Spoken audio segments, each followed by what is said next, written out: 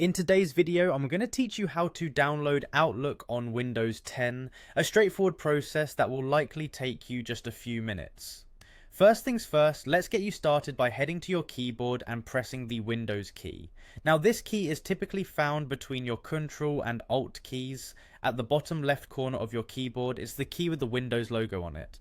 Pressing this key will open up the Start menu, which acts as the gateway to all your apps and settings. Next, you want to type the word Store into the search bar that appears just above the Start menu.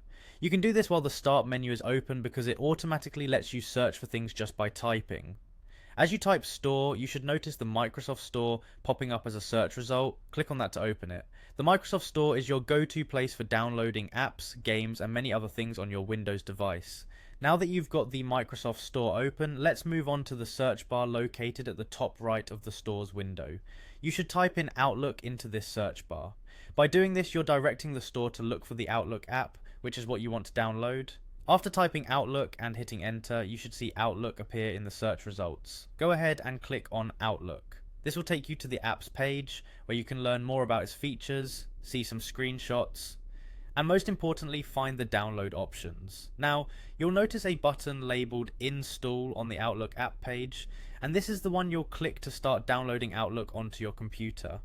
It's a super simple process, and once you click Install, the download and installation will begin automatically.